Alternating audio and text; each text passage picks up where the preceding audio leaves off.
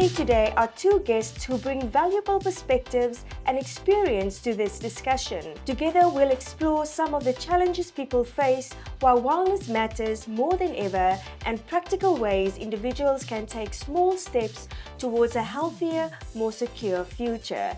Thank you both for joining us and welcome to the Green Room. Thank you, Angie. Thank you, Angie.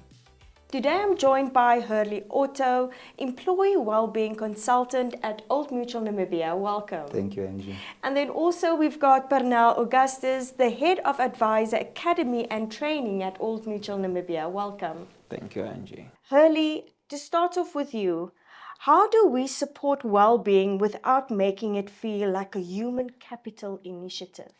You know, Angie, in the ideal world, wellness needs to be embedded in how work gets done rather than positioning it as a program. This is where leaders should model boundaries, they portray it, and they set realistic deadlines.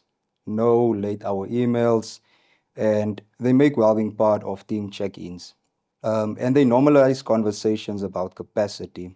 When it's a visible leadership behavior, it's more authentic. This is not to say that there's no place for initiatives and campaigns. Yeah. You do get a specific generation, and I'm referring to my old souls, my old friends within various organizations. And they do not have time for the wishy-washy things. So sometimes it's very good to have the campaigns in their faces, have the resources available so that they can attend. And rather by saying that I do not want to, I'm on to the next thing as they normally are, wanting to get work done, for them to also attend and then also embrace what we then call wellness within the workplace. Yes. What does a healthy, high-performing team look like in behavior? Not slogan. People speak up early. That's about risk and challenges. Workloads are discussed openly. Accountability is clear, but support equally strong. Some time ago, we would say that our sticks and our carrots, they need to match. And that's imperative. Balance within the workplace is what I want to focus on today. And there's a consistent delivery without last-minute firefighting. This needed to get done. This needed to get done. We plan in advance. We plan. And managers check in on both progress and people. So once again, a balance between being task-orientated, people-orientated, not forgetting that we value-driven. Yeah, and I agree with you. Yeah. Plan is focus. Exactly. Yeah. Exactly. Yeah. What's one myth about burnout you want to correct? Very interesting question. Yeah. And I also do appreciate the question. Burnout, I want to bust the myth today to say that burnout is weakness. You're not resilient. Come on, you swak. And I'm especially referring to the manhood, Yeah. the gentleman out there.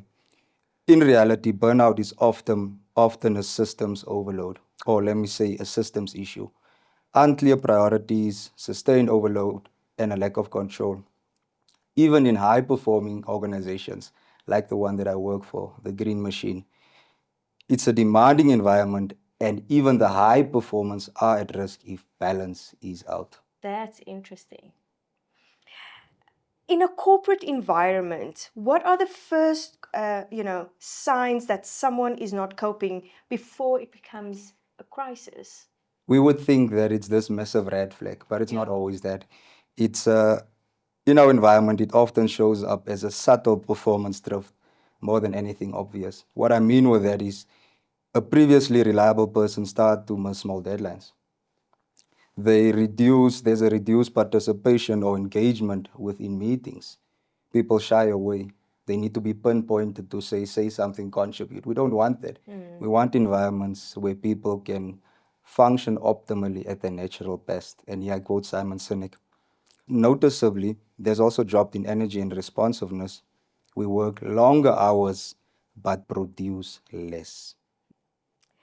What's one small change a team can make that improves well-being without lowering performance? I would say that we can prioritize our top 3 goals. One of my executives in Rian Swigelar usually say our wildly important goals. He even makes it shorter to say our weeks. This is where this creates alignment. prevents overload, and ensure effort is focused on what matters most. That both improves well-being and performance. If you could describe wellness in one sentence for managers to say to their teams, what would it be? I'd really like to listen to this one. Are you ready? I'm ready. Okay. Wellness means we deliver sustainably, doing our best without compromising our energy, focus, or long-term team performance. Once again, please allow me to quote Simon Sinek. We need to create spaces where people can function not only at their best, but at their natural best. Old Mutual really cares. We do. Wellness Yeah. powers performance. Yeah. Parnall, to jump to you, let's talk money and stress. Or that's what they say. But The topic no one wishes to speak about. exactly. Money stress is one of the biggest, raises people carry to work. What does financial wellness actually mean in real life? Well, actually saying just simply, it is managing your day-to-day expenses, Yeah. making sure that you have made provision for a emergency fund for the unexpected, and then setting goals, financial goals for yourself. We tend to set goals on personal levels, on our educational level, but we sometimes forget that we also need to have a financial goal. Wow, that's true. If someone says, I earn a salary, but I still feel broke every month, what's the first thing you tell them to look at? Okay. The very first thing is I will say, look at your cash flow. Once you look at your cash flow, there's certain things that you need to put in place. Yeah. Number one, do you have a budget? Do you look at your income and your expenses?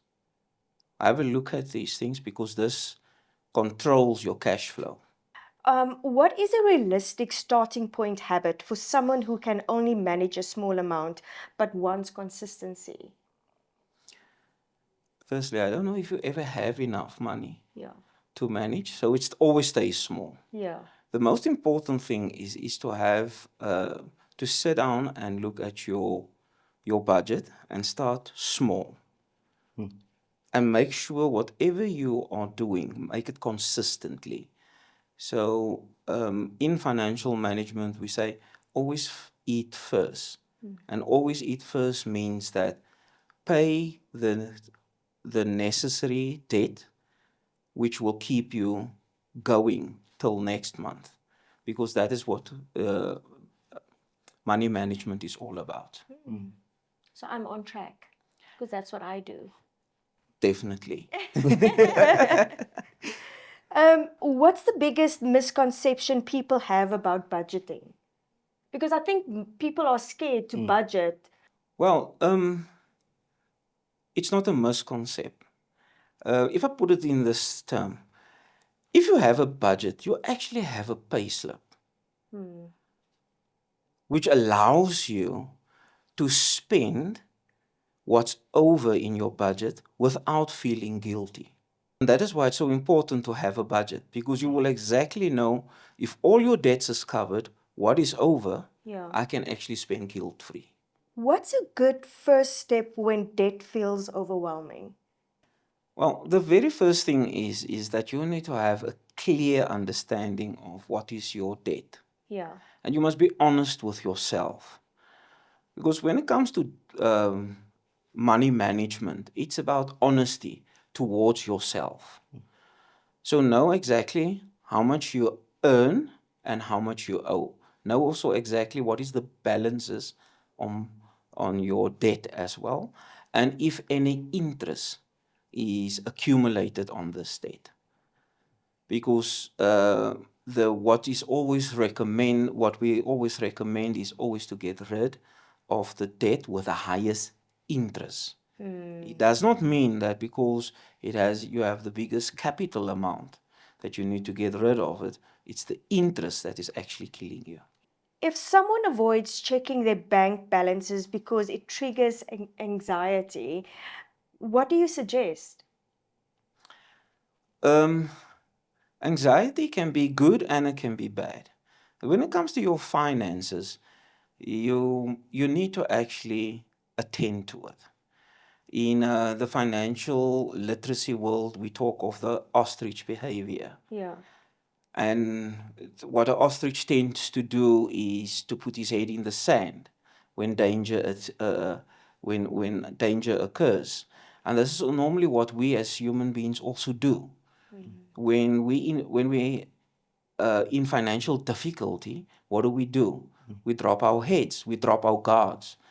Now, to un-ostrich your situation, you actually need to sit down, relax, have a cup of coffee, drink a glass of water, and say, this is actually what I'm facing. Yeah. And what am I going to do about it?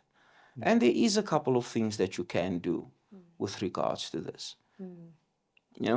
But just start by first saying, there is a problem and I need to address the problem. It may be a good thing to get help.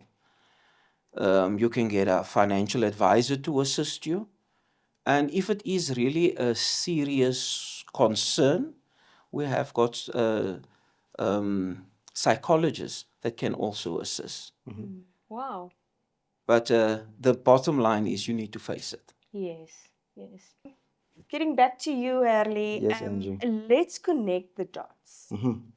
How does financial stress show up in workplace? And how does workplace pressure show up in our money habits? You know, Angie, wellness is something that we call, and this word we throw around loosely sometimes, is to be holistic. From the little that I've heard Parnall said regarding the ostrich and un-ostriching, Yeah. it is very imperative to accept and acknowledge. That's the beginning of something new. And that's the main thing with regards to people that we see in the workplace that struggle with finances. Once they accept and acknowledge and do not have this blind faith of just putting their hand in the sand or just walking in the dark without knowing where to go, this is the start of it. So I want to say that is imperative. The two A's: accept, acknowledge, and then breakthrough comes after that. Then, if you leave people with one message today about taking care of themselves and their money, what would it be? Angie, I always got a belief when it gets to money, and that is, I always say, we work so hard for our money. We get up early in the morning.